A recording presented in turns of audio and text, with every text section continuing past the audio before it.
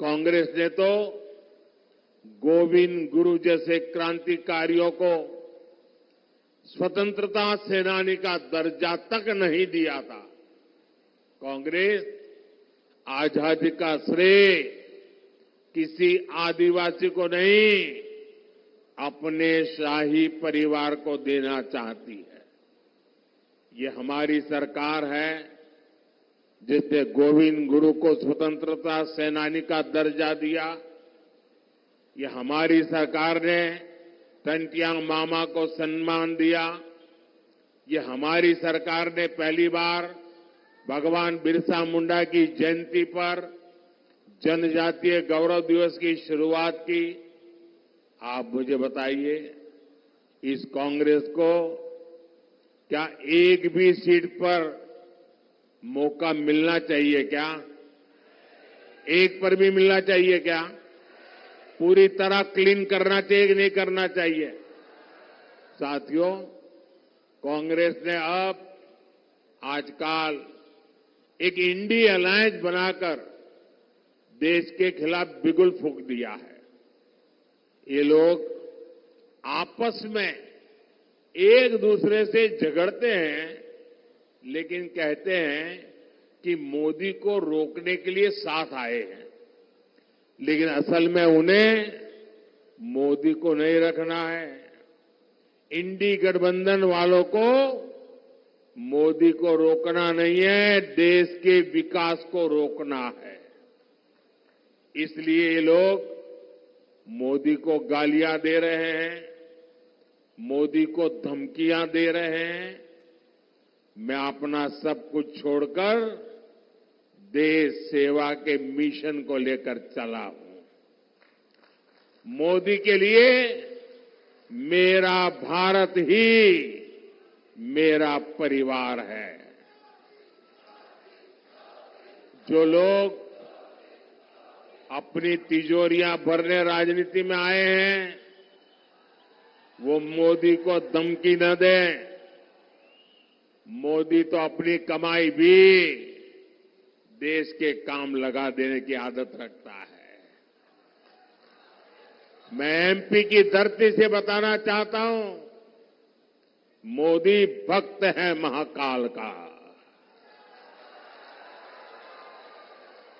मोदी झुकता है तो या तो जनता जनार्दन के सामने या महाकाल के सामने। मैंने महाकाल से देश सेवा के लिए गालियां और अपमान को बर्दाश्त करना सीखा है, और मैंने देश विरोधी ताकतों को अंजाम तक पहुंचाना भी सीखा है। मोदी इनकी घीदर भभकियों से डरने वाला नहीं है। साथियों, ये इंडी गठबंधन मुझसे कितना चिढ़े हुए हैं, ये पूरा देश देख रहा है। मोदी देश की सुरक्षा की गारंटी देता है तो ये लोग मोदी को गाली देते हैं। मोदी कश्मीर से 370 को हटाने की गारंटी पूरी करता है तो ये लोग पाकिस्तानी की भाषा बोलने लग जाते हैं। मोदी गरीब कल्याण की गारंटी देता है, माताओं बहनों के लिए इज्जत घर बनाने की बात करता है तो ये लोग मोदी का मजाक उड़ाते हैं। बालाघाट की ये धरती, राम पायली की ये भूमि जो भगवान राम के वनगमन से जुड़ी है, उन्हीं रामलला की जब प्राण प्रतिष्ठा होती है तो ये लोग मोदी को गाली देते हैं। और केवल मोदी को गाली दे तो समझ आता है, इंडिया अलायंस के लोग सनातन धर्म को नष्ट करने की सौगंध खाकर इस चुनाव में उतरे हैं। भाइयों और बहनों, मुझसे इनकी एक और बड़ी दुश्मनी है। बीजेपी सरकार आज भ्रष्टाचार के एक एक रास्ते को बंद कर रही है। बीजेपी सरकार गरीबों के हक का पैसा सीधे गरीबों के खाते में भेज रही है। जिन्होंने देश का पैसा लूटा है, अब उनके ऊपर कानून का शिकंजा भी कसा जा रहा है।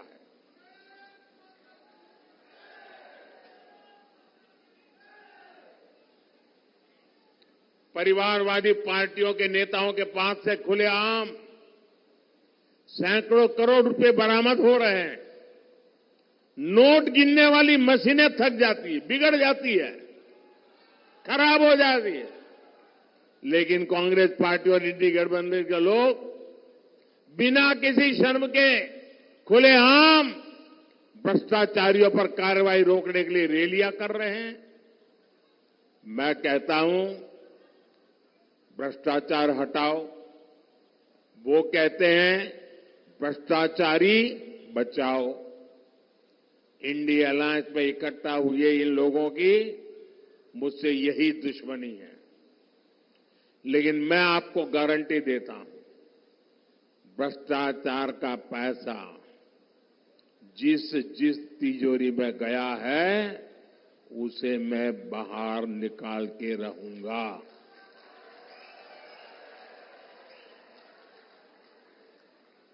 अगले 5 साल ये काम और तेजी से होगा।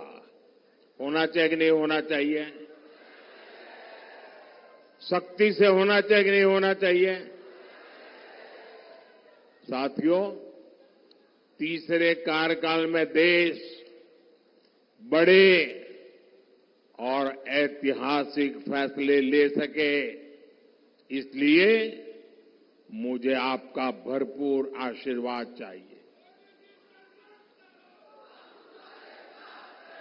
बीजेपी ने बालाघाट से श्रीमती भारती पारधी को और मंडला से श्री फग्गन सिंह कुलस्ते को प्रत्याशी बनाया है। इन्हें आप रिकॉर्ड मतों से विजयी बना करके भेजेंगे तो मोदी को मजबूती मिलेगी। 19 अप्रैल को गर्मी कितनी ही भयंकर क्यों न हो, हमें मतदान के पुराने सारे रिकॉर्ड तोड़ने हैं। तोड़ेंगे। इस बार हमने हर पोलिंग बूथ जीतना है। जीतोगे? ज्यादा से ज्यादा मतदान कराओगे? अच्छा, मेरा एक काम करोगे? करोगे? इधर से तो आवाज नहीं आ रही है। करोगे? तो पीछे से आवाज नहीं आ रही। मेरा काम करोगे? पक्का करोगे? लेकिन ये चुनाव वाला काम नहीं है। करोगे? देखिए, 19 अप्रैल तक आप अनेक परिवारों में जाएंगे। जब उन सबको मिलने जाएं तो उनको कहना कि अपने मोदी जी आए थे और मोदी जी ने आपको प्रणाम भेजा है। मेरा प्रणाम पहुंचा दोगे? हर घर में पहुंचा दोगे? जब मेरा प्रणाम आप पहुंचाओगे ना, तो हर घर के माता बहनें मुझे आशीर्वाद देगी और उनके आशीर्वाद मेरी बहुत बड़ी ऊर्जा है। देश के लिए दौड़ने की ताकत है।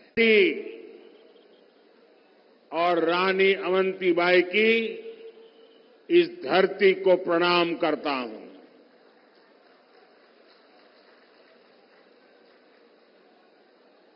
आज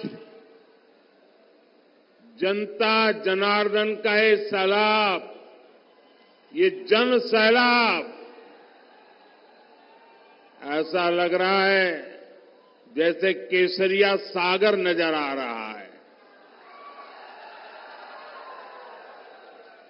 और इतनी बड़ी तादाद में माताओं बहनों का स्नेह, उनके आशीर्वाद, ये साफ साफ दिखा रहा है कि 4 जून को मध्य प्रदेश में क्या परिणाम आने वाले हैं।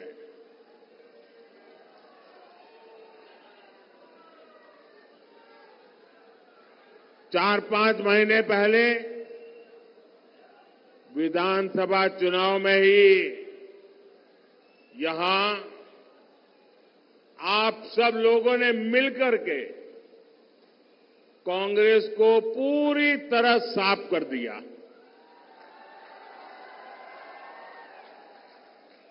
अब लोकसभा चुनाव में तो कांग्रेस के लोग भाजपा से नहीं लड़ रहे हैं, एक दूसरे से लड़ रहे हैं।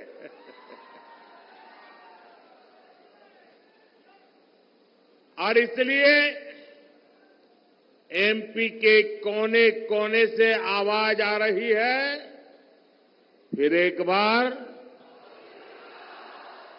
फिर एक बार, फिर एक बार। साथियों, 2024 का लोकसभा चुनाव 21वीं सदी के भारत का बहुत अहम चुनाव है। ये सिर्फ चुनाव नहीं है, कौन एमपी बने कौन न बने इतने भर का ये चुनाव नहीं है। ये चुनाव नए भारत के निर्माण का मिशन है। ये विकसित भारत, विकसित मध्य प्रदेश के संकल्प को नई ऊर्जा देने वाला चुनाव है। जब G20 में दुनिया के बड़े बड़े फैसले, असंभव लगने वाले फैसले भारत में लिए जाते हैं तो हर देशवासी को लगता है उसकी ताकत बढ़ गई है। जब अमेरिका से लेकर ऑस्ट्रेलिया तक भारत का डंका बजता है तो हर देशवासी को लगता है कि उसका अपना सम्मान बढ़ा है। कभी कांग्रेस सरकार अपनी शिकायतें लेकर दूसरे देशों के पास जाती रहती थी, लेकिन आज वक्त बदल चुका है। दुनिया के बड़े बड़े देश, आपस में युद्ध कर रहे देश, भारत से अपने मुद्दों पर बात करने के लिए आते हैं।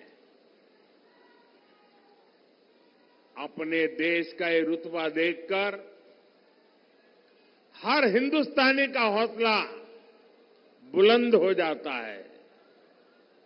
ये चुनाव देश के इसी बदलाव को नई बुलंदी देने का चुनाव है। साथियों, आजादी के बाद दशकों तक कांग्रेस बहुत ही पुरानी सोच पर चली।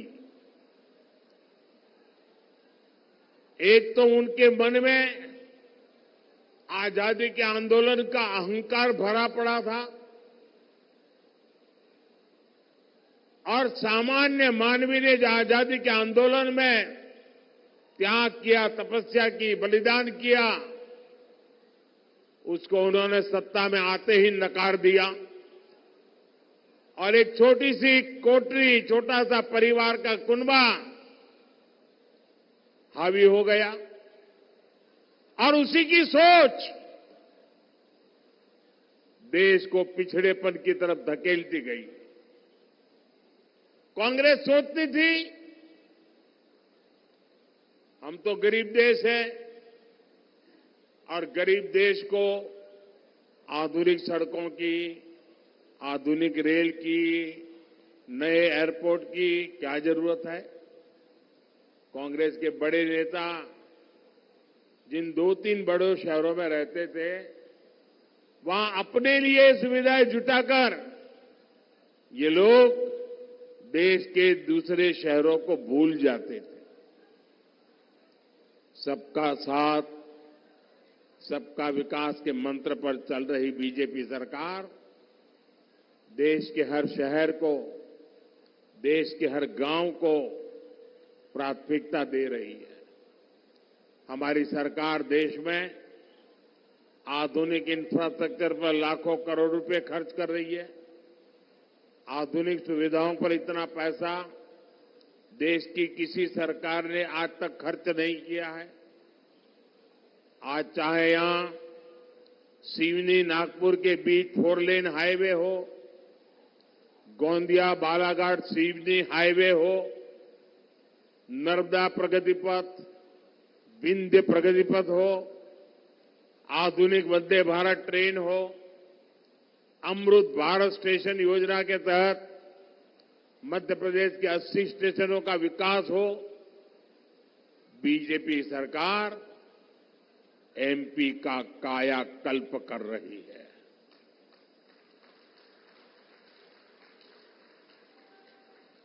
बालाघाट से गोंडिया वाली जिस ब्रॉडगेज रेलवे लाइन की नींव करीब 30 साल पहले रखी गई थी, उसे भी ये मोदी ने आकर के पूरा किया।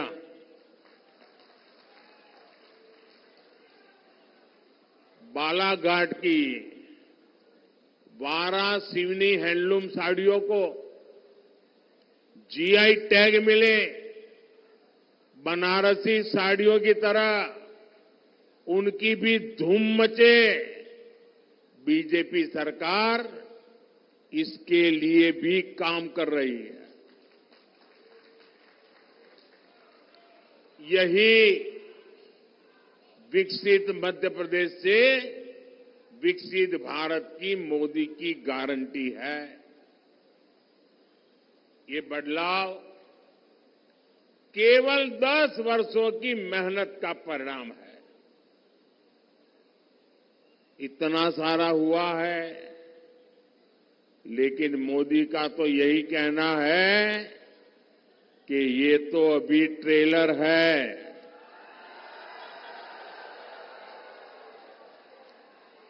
अभी तो बहुत कुछ करना है।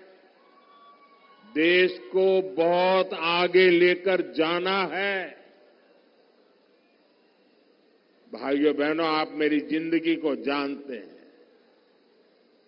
बहुत बारीकी से आपने मुझे बराबर देखा है, तरासा है। और आपने देखा है, मोदी मौज करने के लिए पैदा नहीं हुआ है।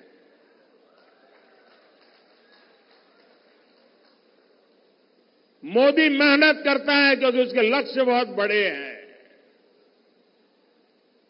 देश के लिए है, आपके लिए है, आपके बच्चों के उज्जवल भविष्य के लिए है।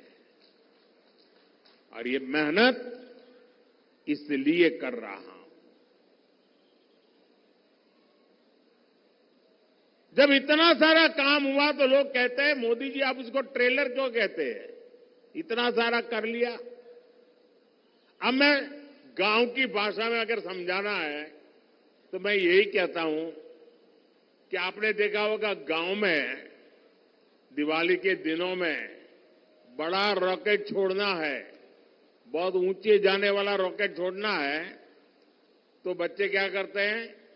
पहले वो फुलझड़ी होती है ना, उसको जलाते हैं। फिर दूर से फुलझड़ी से उस रॉकेट को अग्नि देते हैं और फिर रॉकेट उड़ता है। होता है ना ऐसा? ऐसा होता है ना? अब फुलझड़ी देख करके भी लगता तो है वाह वाह बहुत बढ़िया पटाखे फूट रहे हैं, लेकिन उसका लक्ष्य तो उस रॉकेट को ऊपर ले जाना होता है।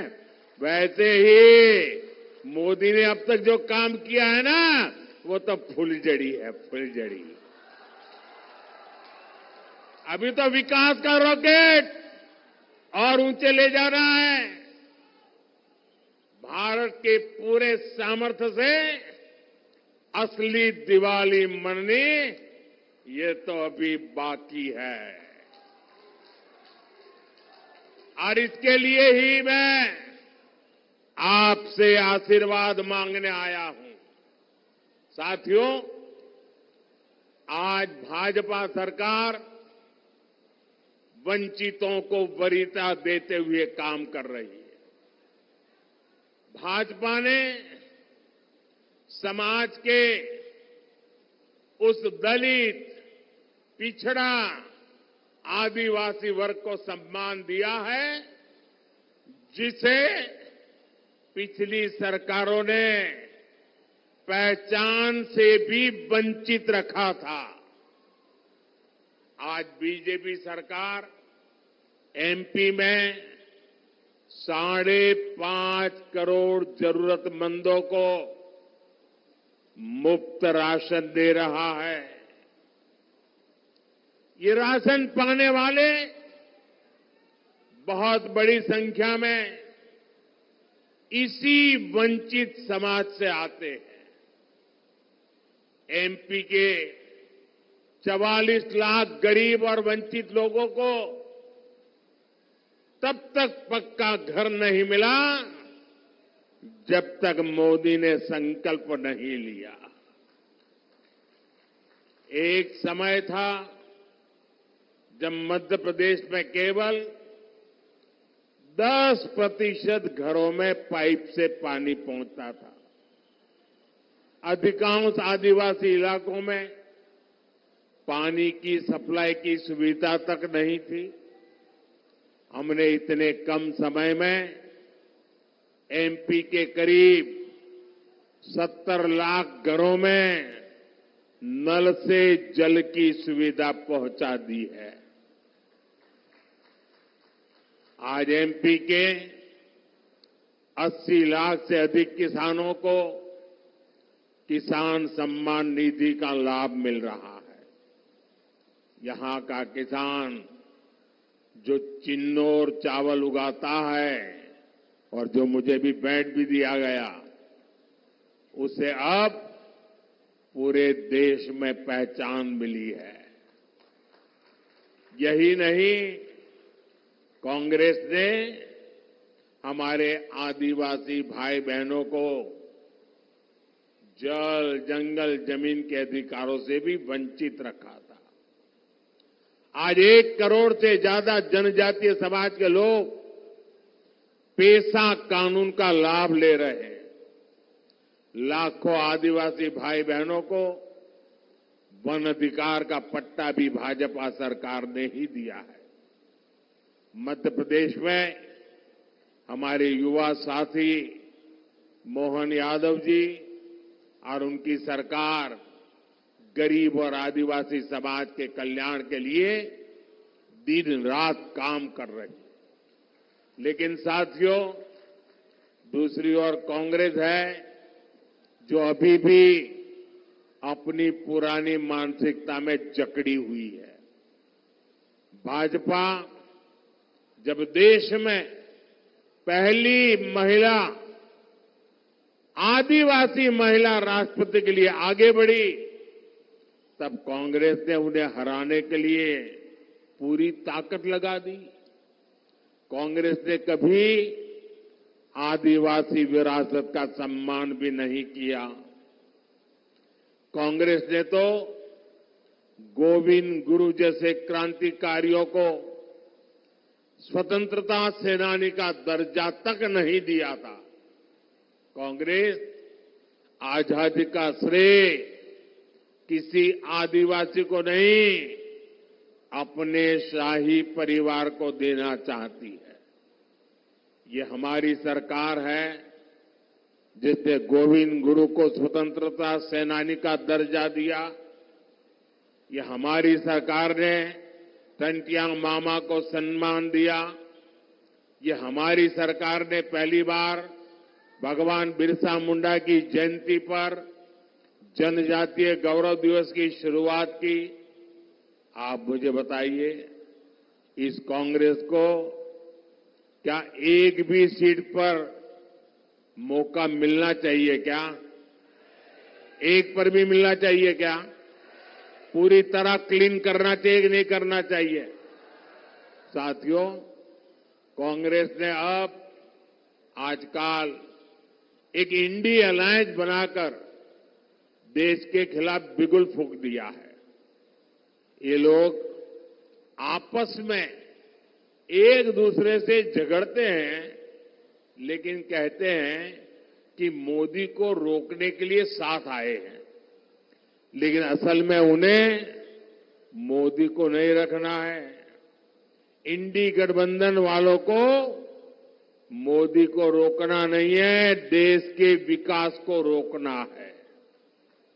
इसलिए ये लोग मोदी को गालियां दे रहे हैं, मोदी को धमकियां दे रहे हैं।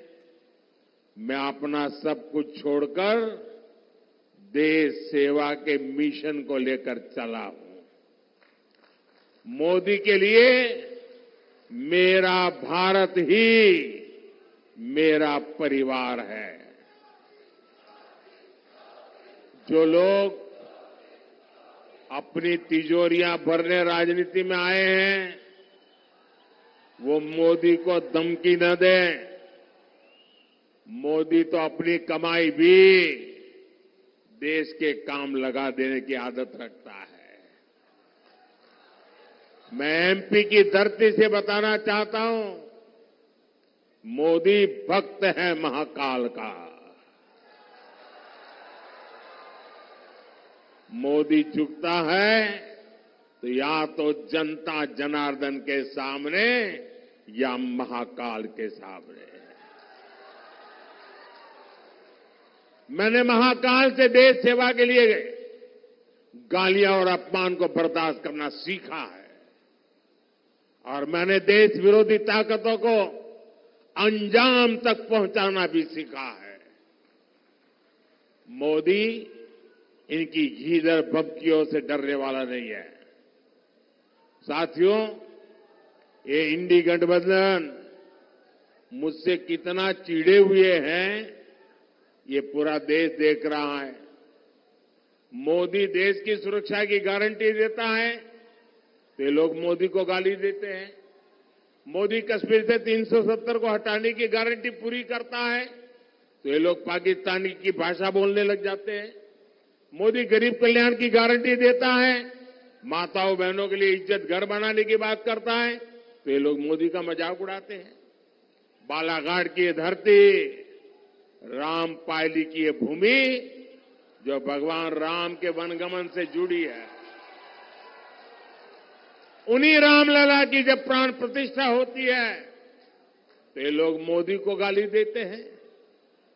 और केवल मोदी को गाली दे तो समझ आता है, इंडिया अलायंस के लोग सनातन धर्म को नष्ट करने की सौगंध खाकर इस चुनाव में उतरे हैं। भाइयों और बहनों, मुझसे इनकी एक और बड़ी दुश्मनी है।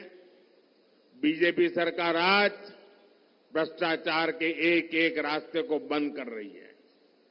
बीजेपी सरकार गरीबों के हक का पैसा सीधे गरीबों के खाते में भेज रही है। जिन्होंने देश का पैसा लूटा है, अब उनके ऊपर कानून का शिकंजा भी कसा जा रहा है।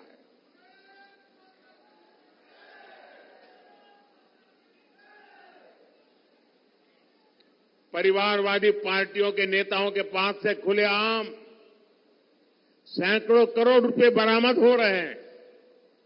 नोट गिनने वाली मशीनें थक जाती है, बिगड़ जाती है, खराब हो जाती है, लेकिन कांग्रेस पार्टी और इंडी गठबंधन के लोग बिना किसी शर्म के खुलेआम भ्रष्टाचारियों पर कार्रवाई रोकने के लिए रैलियां कर रहे हैं। मैं कहता हूं, भ्रष्टाचार हटाओ। वो कहते हैं भ्रष्टाचारी बचाओ। इंडिया अलायंस में इकट्ठा हुए इन लोगों की मुझसे यही दुश्मनी है, लेकिन मैं आपको गारंटी देता हूं, भ्रष्टाचार का पैसा जिस जिस तिजोरी में गया है उसे मैं बाहर निकाल के रहूंगा।